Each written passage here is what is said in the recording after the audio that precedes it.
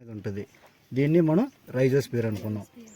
తర్వాత మొక్క ఆహారం తయారు చేసుకున్న తర్వాత మొక్క పై భాగానికి మొత్తాన్ని అన్ని పంపించిన తర్వాత మిగతా దాన్ని ఏం చేస్తుంది, వేరు ద్వారా భూమిది ఇప్పుడు ఏం చేస్తుంది, అది రిలీజ్ చేస్తుంది. దీన్ని వేరు స్రవాలని మనం ఈ గోళీలు ఎందుకు తీసుకున్నాం, మైకోరైజా అజిటోబ్యాక్టీరియా ఎన్ని ఉన్నాయన్నమాట సూక్ష్మజీవులు. ఇప్పుడు ఏం చేసాము, వేరు స్రవాలు అనేది రిలీజ్ చేసింది. ఏది వేరు, ఇది చెట్టు అనేది అప్పుడు సూక్ష్మజీవులు ఆకర్షించబడుతున్నాయి అన్నమాట. ఆ వేరు స్రవాలకి సూక్ష్మజీవులు ఆకర్షిస్తున్నాయి.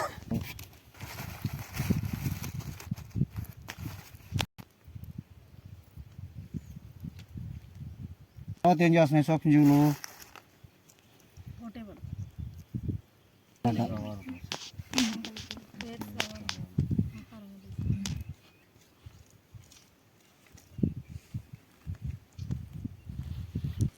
వెళ్ళిపోయినా వేరు లోపలికి చొచ్చుకెళ్ళినాయి.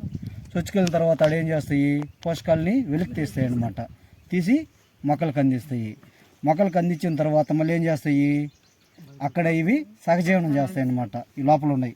ఉదాహరణకి ఏంది, మనం వేర్లు సహజీవనం చేసే బ్యాక్టీరియా రైజోబియం బ్యాక్టీరియా ఏం చేస్తుంది, ఆ వేరు బుడుపుల్లో ఉండి సహజీవనం చేస్తూ ఒకదానికి ఒకటి ఆధారపడి ఉంటాయి అన్నమాట. నువ్వు నాకేమిస్తావు, ఈ సూక్ష్మజీవులు. దీన్ని రైజోపాగి సైకిల్ అనుకున్నాం. ఫస్ట్ ఏం చేసింది, ఆకర్షించబడింది. తర్వాత సూక్ష్మజీవులన్నీ వచ్చినట్టు ఏం చేసాయి, వేర్లోకి చొచ్చుకుపోయినాయి అనమాట. చొచ్చుకెళ్ళిన తర్వాత అక్కడ ఏం చేసినాయి, పోషకాలను వెలికి తీసి మొక్క అందించాయి అనమాట. తర్వాత ఏం చేసేవి, ఆ వేర్లలోనే సహజీవనం చేసాయి అనమాట. వాటితో జీవనం సాగించాయి. తర్వాత ఏం చేస్తున్నాయి, మళ్ళీ ఇది ఈ సైకిల్ రొటేషన్ జరుగుతూ ఉంటుంది. మనకి ఈ చెట్టు బతుకున్నంత కాలము అక్కడ ఇది ఏంటంటే ఆహారాన్ని ఇస్తూ ఉంటుంది. వాటికి ఇవేంటంటే అవి చేయాలి పని చేస్తూ ఉంటాయి, ఆకర్షించబడతాయి, లోపల చొచ్చుకుంటాయి. తర్వాత పోషకాలను వెలికి తీస్తాయి. తర్వాత సహజీవనం చేస్తాయి, మళ్ళీ బయట వచ్చేస్తాయి.